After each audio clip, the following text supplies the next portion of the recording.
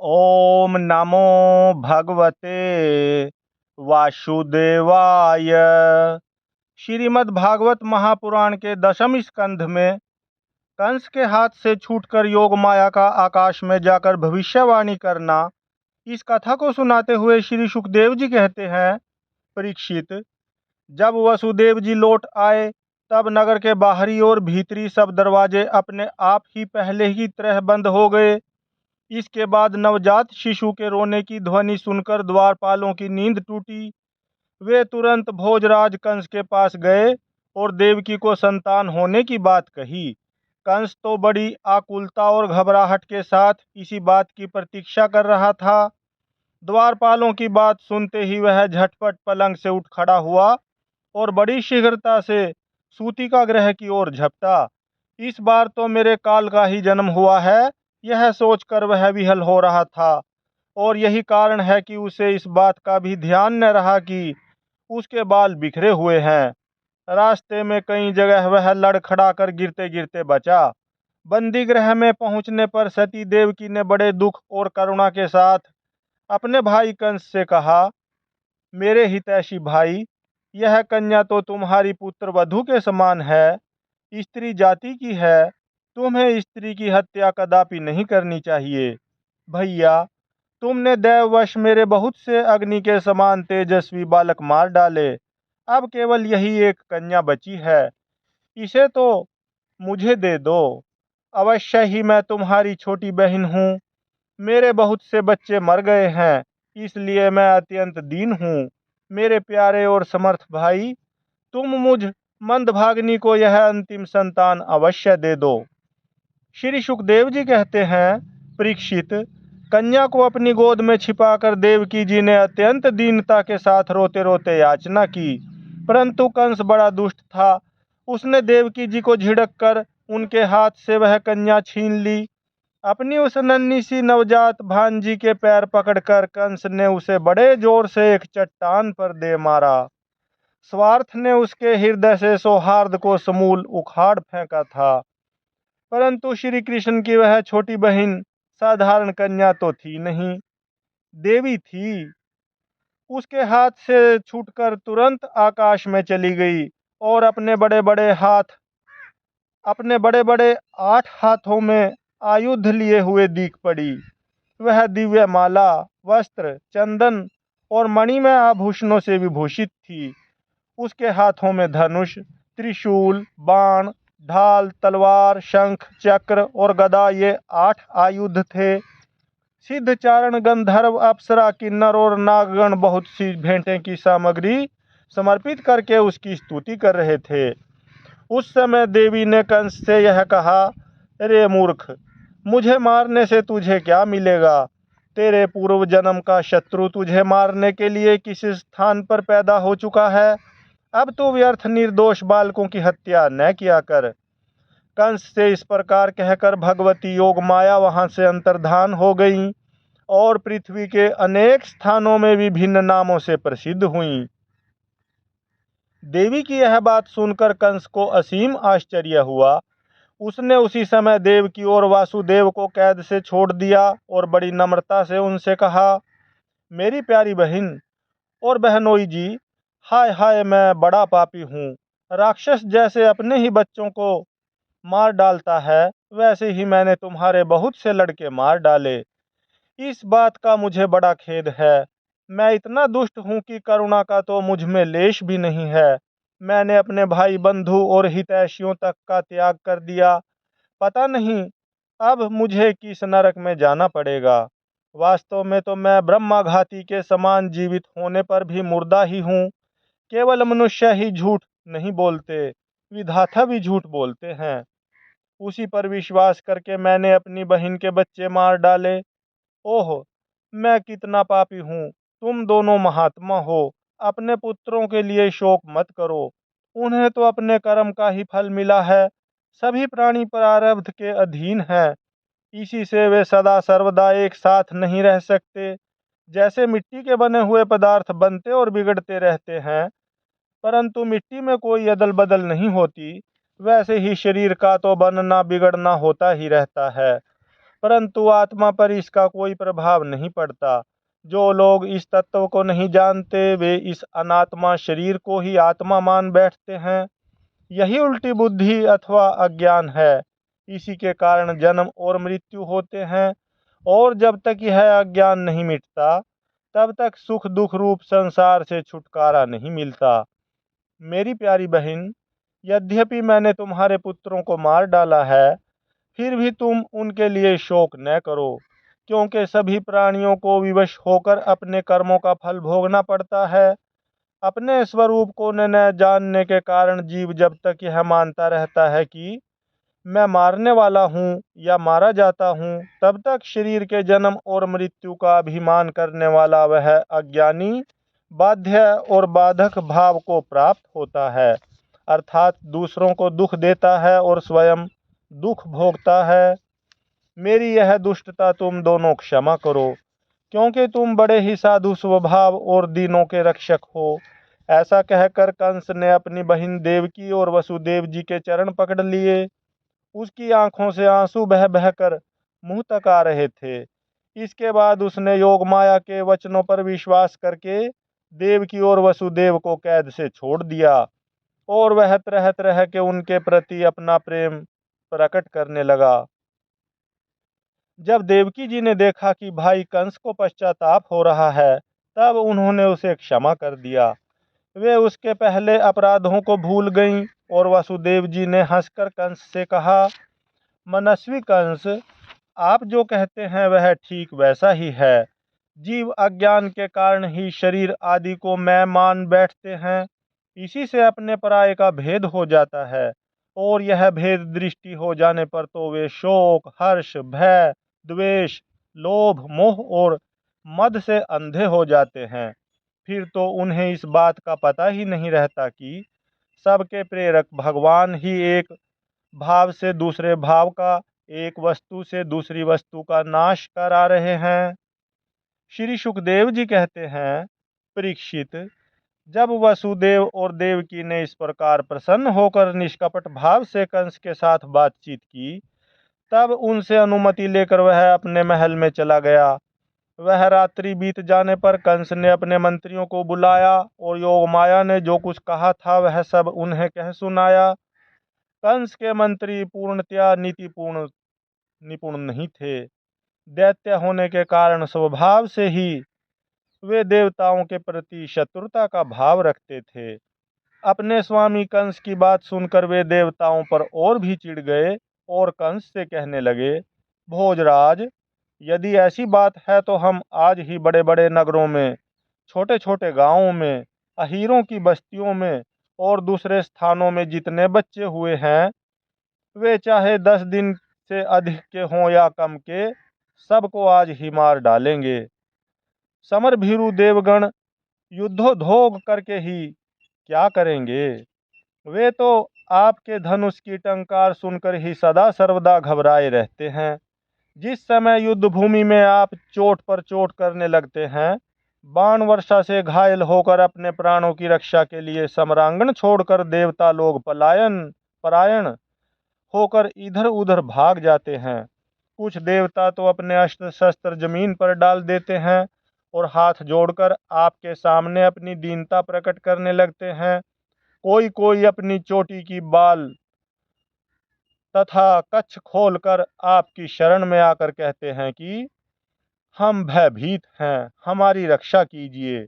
आप उन शत्रुओं को नहीं मारते जो अस्त्र शस्त्र भूल गए हों, जिनका रथ टूट गया हो, जो डर गए हों, जो लोग युद्ध छोड़कर अन्यमनस्क हो गए हों, जिनका धनुष टूट गया हो, या जिन्होंने युद्ध में अपना मुख मोड़ लिया हो, उन्हें भी आप नहीं मारते। देवता तो बस वहीं वीर बनते हैं जहाँ कोई लड़ाई झगड़ा न हो। रणभूमि के बाहर वे बड़ी बड़ी डींग हाँकते हैं। उनसे तथा एकांतवासी विष्णु, वनवासी शंकर, अल्पवीर्य इंद्र और तपस्वी ब्रह्मा से भी हमें क्या भय हो सकता है? फिर भी देवताओं की उपेक्षा नहीं करनी चाहिए, ऐसी हमारी राय है, क्योंकि हैं तो वे शत्रु ही। इसलिए उनकी जड़ उखाड़ फेंकने के लिए आप हम जैसे विश्वास पात्र सेवकों को नियुक्त कर दीजिए। जब मनुष्य के शरीर में रोग हो जाता है और उसकी चिकित्सा नहीं की जाती, उपेक्षा कर दी जाती है, तब रोग अपनी जड़ जमा लेता है और फिर वह असाध्य हो जाता है। अथवा जैसे इंद्रियों की उपेक्षा कर देने पर उनका दमन असंभव हो जाता है, वैसे ही यदि पहले शत्रु की उपेक्षा कर दी जाए और वह अपना पांव जमा ले, तो फिर उसको हराना कठिन हो जाता है। देवताओं की जड़ है विष्णु और वह वहाँ रहता है जहाँ सनातन धर्म है। सनातन धर्म की जड़ है वेद, गौ, ब्राह्मण, तपस्या और वे यज्ञ जिनमें दक्षिणा दी जाती है। इसलिए भोजराज, हम लोग वेदवादी ब्राह्मण, तपस्वी, याज्ञिक और यज्ञ के लिए घी आदि हविष्य पदार्थ देने वाली गायों का पूर्ण रूप से नाश कर डालेंगे। ब्राह्मण, गो, वेद, तपस्या, सत्य, इंद्रिय दमन, मनोनिग्रह, श्रद्धा, दया, तितिक्षा और यज्ञ विष्णु के शरीर हैं। वह विष्णु ही सारे देवताओं का स्वामी तथा असुरों का प्रधान द्वेषी है, परंतु वह किसी गुफा में छिपा रहता है। महादेव, ब्रह्मा और सारे देवताओं की जड़ वही है। उसको मार डालने का उपाय यह है कि ऋषियों को मार डाला जाए। श्री सुखदेव जी कहते हैं, परीक्षित, एक तो कंस की बुद्धि स्वयं ही बिगड़ी हुई थी, फिर उसे मंत्री ऐसे मिले थे जो उससे भी बढ़कर दुष्ट थे। इस प्रकार उनसे सलाह करके काल के फंदे में फंसे हुए असुर कंस ने यही ठीक समझा कि ब्राह्मणों को ही मार डाला जाए। उसने हिंसा प्रेमी राक्षसों को संत पुरुषों की हिंसा करने का आदेश दे दिया। वे इच्छानुसार रूप धारण कर सकते थे। जब वे इधर उधर चले गए, तब कंस ने अपने महल में प्रवेश किया। उन असुरों की प्रकृति थी रजोगुणी। तमोगुण के कारण उनका चित्त उचित और अनुचित के विवेक से रहित हो गया था। उनके सिर पर मौत नाच रही थी। यही कारण है कि उन्होंने संतों से द्वेष किया।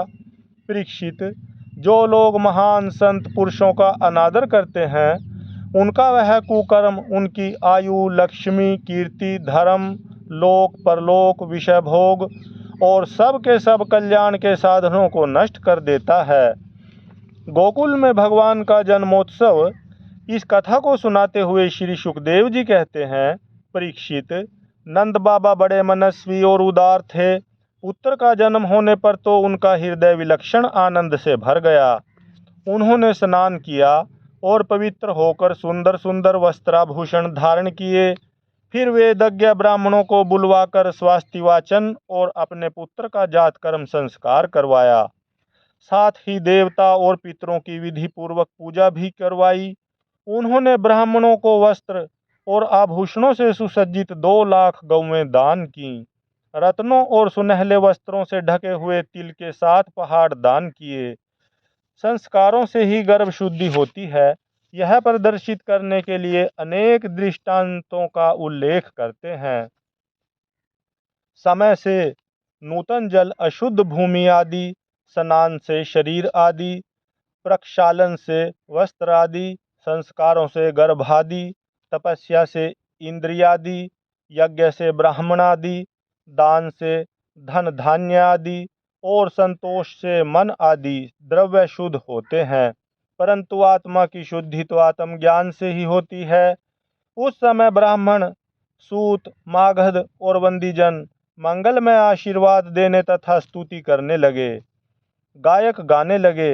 भेरी और दुंदुभियाँ बार बार बजने लगीं।